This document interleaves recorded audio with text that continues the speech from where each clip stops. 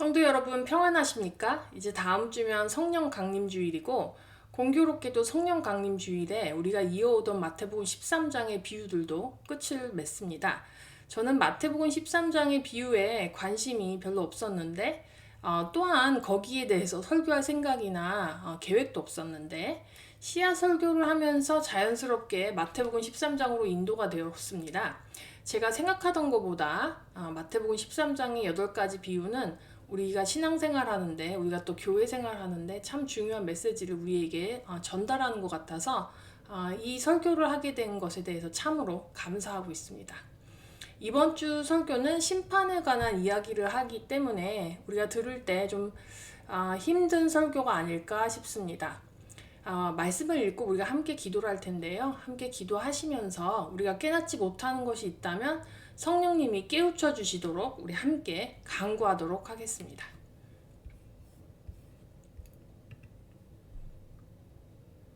오늘 말씀은 마태복음 13장 47절에서 50절입니다. 말씀은 마태복음 13장 47절에서 50절입니다. 읽어드리겠습니다. 또 천국은 마치 바다에 치고 각종 물고기를 모으는 그물과 같으니 그물에 가득함에 물가로 끌어내고 앉아서 좋은 것은 그릇에 담고 못된 것은 내어 버리느니라. 세상 끝에도 이러하리라. 천사들이 와서 의인 중에서 악이든 갈라내어 풀무불에 던져 넣으리니 거기서 울며 이를 갈미 있으리라. 함께 기도하시겠습니다. 하나님 아버지, 저희들에게 이렇게 중요한 마지막 때에 관한 말씀을 전달해 주셔서 감사합니다. 이 말씀을 듣는 자나 전하는 자나 모두 성령님께서 깨우쳐 주시는 말씀에 순종할 수 있도록 우리 마음을 모으게 도와주시고, 아버지 하나님, 우리가 이 말씀에 순종할 수 있도록 주님께서 인도하여 주시옵소서. 주님, 우리가 놓치고 있는 것이 있다면 알게 하여 주시옵소서. 성령 하나님, 이 시간 우리와 함께 하여 주시옵소서. 예수 그리스도의 이름으로 기도했습니다. 아멘.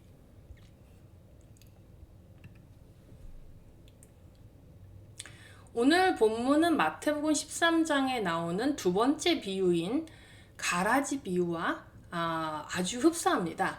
가라지 비유와 오늘 본문인 그물 비유 둘 다 풀무불에 던져 넣으리니 거기서 울며 이를 갈게 되리라 라고 결론이 나기 때문에 마치 비슷한 본문 같지만 사실 엄연하게 차이가 있습니다. 가라지 비유에서는 곡식과 가라지를 추수 때까지 함께 자라게 두어서 추수 때의 곡식과 가라지가 나누어지지만, 오늘 본문인 그물 비유에서는 지체 없이 좋은 물고기와 못된 물고기가 분류되고 나뉘는 것이죠. 가라지 비유를 좀 복습해 볼까요? 곡식과 가라지가 뿌려진 곳은 밭, 그러니까 세상입니다. 예수님께서 복음의 씨앗을 이 세상에 뿌려서 많은 사람들이 예수 그리스도를 믿는데, 이 복음의 씨와 아주 비슷한 말씀을 사단이 함께 그 세상에 뿌리는 것이죠. 천사들이 예수님께 가라지를 바로 뽑겠다고 하는데 예수님이 추수 때까지 곡식을 가라지와 함께 두라고 하십니다.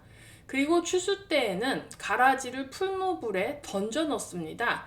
풀무불에 던져 넣은 가라지가 풀무불에서 울며 이를 간다고 하는 것을 보니까 이 가라지는 복음을 받아들이지 않은 사람인 것을, 어떤 믿지 않는 사람인 것을 알 수가 있습니다. 가라지 비유와 상반되게 그물 비유는 분류와 심판의 절차가 두 번이 나타납니다. 가라지는 추수를 뜻하는 세상 끝날의 분류가 한 번 되는 반면에 그물 비유에서는 분류 절차가 두 번째 또 일어납니다. 첫 번 분류 절차는 그물이 바다에 쳐지는 것이죠. 갈릴리 바다에서 어부들이 치는 그물은 사실 엄청나게 큰 사이즈의 그물이어서 정말 많은 물고기를 건져냈다고 합니다. 더구나 그물이 이렇게 큰 사이즈이기 때문에 혼자서 그 그물을 칠 수가 없고, 그물을 두 배에 연결해서 성인 남자 6명 정도가 같이 그물을 쳐야 했다고 합니다. 이렇게 그물의 사이즈가 컸지만 어부가 바다에 그물을 던질 때 그 그물이 바다에 있는 모든 고기를 건져내는 것은 아니었죠. 사이즈가 크고 공동으로 쳐야 했던 예수님이 말씀하시는 이 그물은 교회를 뜻합니다. 이 세상을 뜻하는 바다에 정말 수많은 사람들이 있지만 교회라는 그물이 모든 인류를 흡수하지는 못하는 것이죠. 그러나 많은 종류와 많은 숫자의 고기가 그물, 그러니까 교회에 걸립니다. 정말 다양하고 많은 숫자의 사람들이 복음을 듣고 예수 그리스도를 믿고 교회를 다닙니다.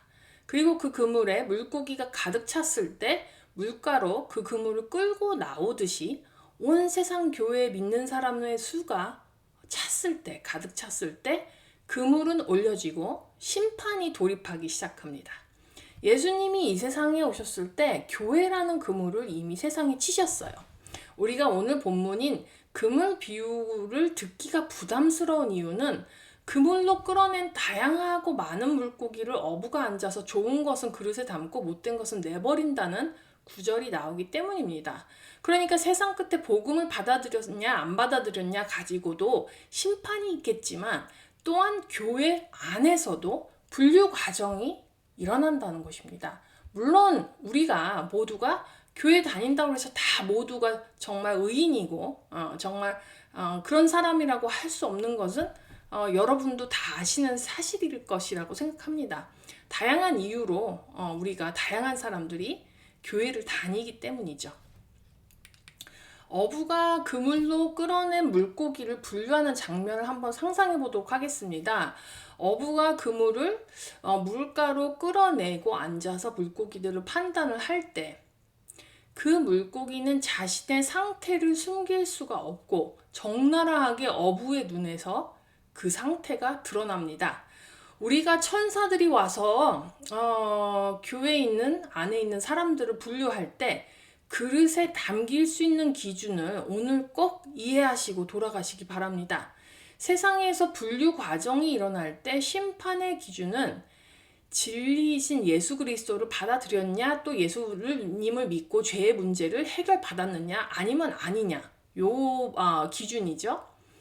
그러나 교회 안에서 분류 과정이 일어나는 기준은 하나님의 말씀을 듣고 변화했느냐, 아니면 하나님의 말씀을 듣고 삶에서 아무런 변화가 일어나지 않았는가의 기준입니다. 세상에서 일어나는 분류 과정은 천국과 지옥을 결정하지만 교회에서 일어나는 분류 과정은 천년 왕국에 들어가느냐 안 들어가느냐를 결정합니다. 그리고 교회를 어떤 재료로 건축했는가를 가지고 천년 왕국에서 예수님과 함께 왕노릇 하느냐 아니면 할 수 없느냐가 결정이 되는 것이죠. 이렇듯이 교회에서도 분명히 심판과 분리의 작업이 있습니다.